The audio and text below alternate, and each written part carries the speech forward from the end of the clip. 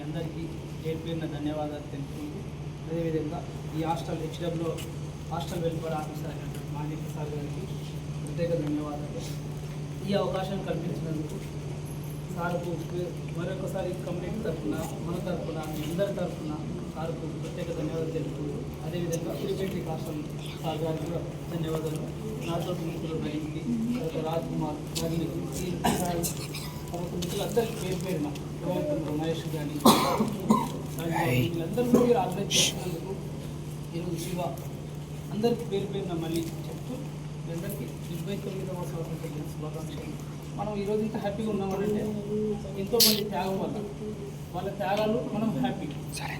So కాబట్టి మనం కూడా ఆలోచించాల్సింది ఏమనుకుంటున్నామంటే ఒక విద్యార్థిగా సమాజంలో ఏం జరుగుతుంది, ఈరోజు మనం ఇంకా స్వేచ్ఛగా ఉండడానికి ఎంతమంది ప్రాణత్యాగం చేసారు, వాళ్ళ ఆశయం ఏంటి, వాళ్ళ ఆశయాన్ని మనం విద్యార్థిగా ఏం చేయాలనేది కూడా ఇలాంటి కార్యక్రమాలు చేసుకొని మళ్ళీ దాన్ని గుర్తు చేసుకొని వారు ఈ స్వాతంత్రం ఎందుకు తీసుకొచ్చారు, వాళ్ళ లక్ష్యం ఏంటి, వాళ్ళు దేనికోసం ప్రాణత్యాగాలు చేశారు, మరి వాళ్ళు అంతమంది ప్రాణత్యాగం చేస్తే మనం ఎందుకు ఇంత హ్యాపీగా ఉన్నాం.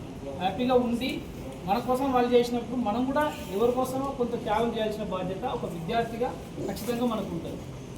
ఎందుకు సరే చాలామంది విద్యార్థి దేశం నుంచి బయటికి పోయిన తర్వాత ఉద్యోగము, బిజినెస్, ఫ్యామిలీ ఇలాంటి క్రమంలో చాలామంది బిజీ ఉంటారు. కానీ ఒక విద్యార్థికి చాలా సమయం దొరుకుతుంది.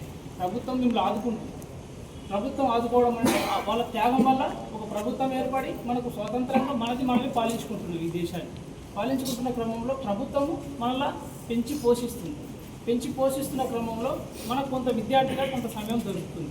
ఆ సమయాన్ని సమాజంలో జరుగుతున్న ఏ విషయమైనా కూడా మనం తక్షణమే గుర్తుపట్టి దానికోసం మన వంతు ఎంతో చదువుకుంటున్నాం కదా, చదువుకుంటున్న క్రమంలో కొంత టైం ఈ సమాజానికి కూడా ఇచ్చినట్లయితే ఈ మహనీయుల ఆశయాలు కూడా ఖచ్చితంగా నెరవేరుతాయి. మనమే పోరాటం చేయకపోతే ఈ సమాజంలో బయట ఉన్న వ్యక్తులు ఎవరైనా సరే ఈ విద్యార్థి దేశం నుంచి పోయినాక వాళ్ళ ప్రాబ్లమ్స్తోనే వాళ్ళు సగమత అవుతూ ఉంటారు. చూడండి, ఈరోజు ఇంతమందికి మనకు స్వాతంత్రం వచ్చిందని తెలిసినా కూడా బయట ఎంతోమంది పనిచేస్తూ ఉన్నారు. కనీసం ఒక గంట కూడా స్పెండ్ చేసుకోలేకపోతున్నారు. ఎందుకు అంటే వాళ్ళ జీవన ఉపాధి కోసం. మరి ఈరోజు మనకు విద్యార్థులం కదా, ఈ విద్యార్థులను ఎవరయ్యా మనలా ముందుకు తీసుకుపోతుంది అని అంటే వ్యవస్థలో ప్రభుత్వంలో అధికారులు వీళ్ళందరూ కూడా మన కోసం పనిచేస్తున్నప్పుడు మరి మనం చదువుకుంటూ ఎవరి కోసం పనిచేస్తున్నాం అనేది గమనించాలనేది నేను చెప్తాను.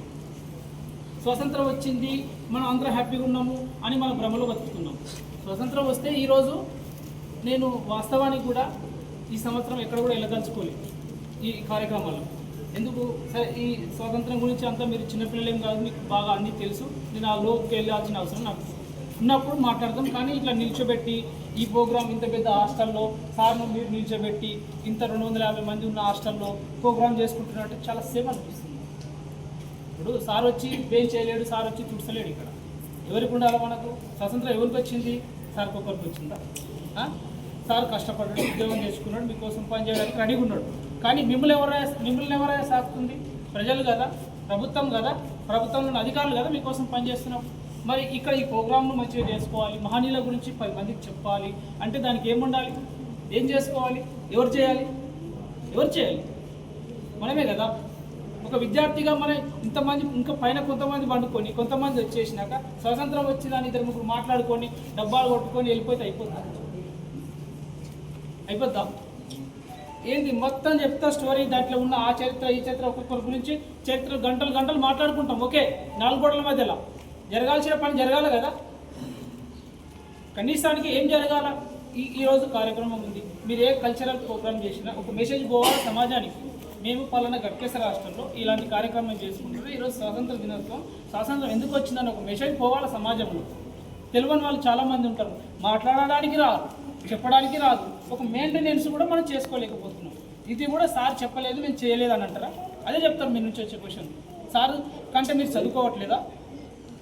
అంటే టెక్నాలజీ చదువుకుంటున్నారు కదా, చదువుకుంటున్నప్పుడు మన వ్యవస్థను ఉన్న దాంట్లో ఎంత పర్ఫెక్ట్గా చేసుకోవాలనేది ఎడ్యుకేటెడ్ కదా మనమంతా. లాస్ట్ ఇయర్ ప్రోగ్రామ్ చేసినప్పుడు కూడా బయట హాస్టల్ తప్ప మన హాస్టల్లో లేదు. నేను ఏ సబ్జెక్ట్ ఇవ్వాలి, ఎందుకు రావాల్సి వచ్చిందని చెప్తున్నానంటే స్వాతంత్రం గురించి మాట్లాడడానికి మీకు తెలుసు, నాకు తెలుసు, అందరికీ తెలుసు స్టోరీ. కానీ వచ్చిన దాన్ని మనం ఏ రకంగా ఉపయోగించుకుంటున్నాం అనేది కూడా కావాలి కదా. మరి 79 సంవత్సరాల్లో కూడా మనం ఈరోజు ఏ రకంగా స్వాతంత్ర దినోత్సవం కల్చరల్ ప్రోగ్రామ్ చేసుకుంటున్నాం అనేది మీరు గమనించినప్పుడైతే మనం ఇంకా ఎక్కడున్నాం అనేదే కదా మనం చేసేది. అట్టిగా వచ్చి సోది మాట్లాడుకొని వెళ్ళిపోతే కాదు. చాలా బాధాకరమైన విషయాలు ఉన్నాయి. నేను ఎక్కడ కూడా వెళ్ళదలుచుకోలేదు, కానీ తప్పదు ఈ సంవత్సరంలో ఈ హాస్టల్ మనం డెవలప్ చేసుకోవాలా కాబట్టి ఇప్పటికీ ఈ అకాడమీకి 2-3 టైమ్స్ వచ్చి మీకు చెప్పిపోయినా. అందుకోసం ఈ సంవత్సరంలోనే ఈ హాస్టల్ను రూపురేఖలు మార్చి మనకు స్వతంత్రం వచ్చిందని అంటే ఏముంది నీకు ఈ స్వతంత్రంలో? 79 స్వాతంత్రంలో నీకున్న ప్లేస్ నువ్వేం ఉపయోగించుకున్నావు? నీకున్న ఫుడ్, నీకు స్పెషాలిటీస్, ఇంత సిటీ అవుట్స్కట్లో ఇంత మంచి వాతావరణంలో ఏం ఉపయోగించుకున్నావు నువ్వు? నీ దగ్గర ఫోన్ ఉంది, ల్యాప్టాప్ ఉంది, మంచి వాతావరణంలో ఉన్నావు, సిటీ దగ్గర ఉన్నావు, ఏమి నీవు ఉపయోగించుకున్నది ఇక్కడ? దేనికోసం మా కష్టము అంటే మాకేం తెలియక మీ హాస్టల్ పొట్టు తిరగడానికి వచ్చినామా మేము?